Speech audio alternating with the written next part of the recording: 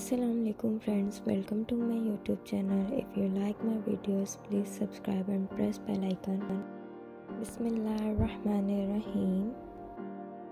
सवाल है, किस जंग के नतीजे में कुरान मजीद जमा और महफूज किया गया?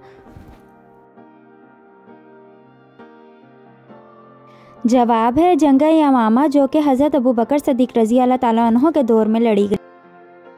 सवाल है, हजूर सल्लल्लाहु अलैहि वसल्लम के करीबी अजीज़ों में दो अली के नाम के गुजरे हैं, दोनों कौन थे? जवाब है एक हज़रत ज़ैनब के बेटे और एक हज़रत फ़ातिमा के शौहर। सवाल है, अहदनामा अतीक किस किताब को कहा जाता है?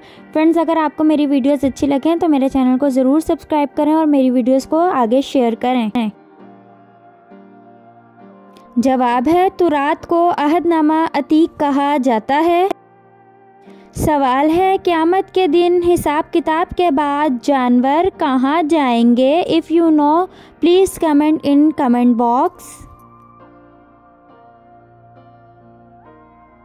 जवाब है जानवर एक दूसरे से बदला लेंगे और बाद में मिट्टी में मिल जाएंगे। सवाल है, किसी को गाली देने का क्या अज़ाब है?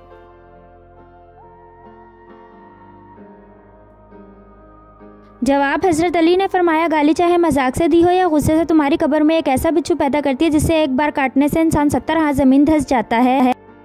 सवाल है, चेहरे के दो रुख रखने वाले आदमी के बारे में नबी करीम सल्लल्लाहु अलैहि वसल्लम ने क्या फरमाया?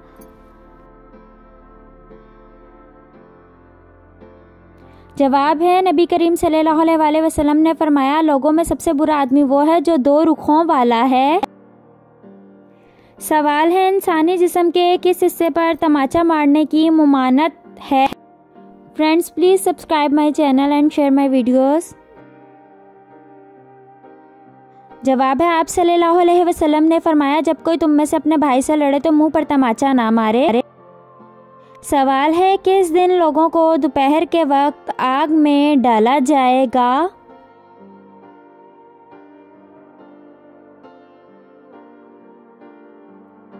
जवाब है क़यामत के दिन। सवाल है, दीन इब्राहिम की तलाश में सबसे पहले कौन सा शख्स मुल्क शाम गया था?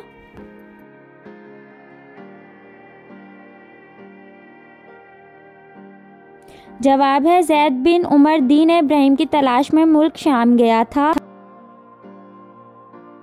सवाल है, दारुन-दौ में रुकनियत हासिल करने के लिए कितनी उम्र की शर्त थी? Friends, if you know please comment in comments box.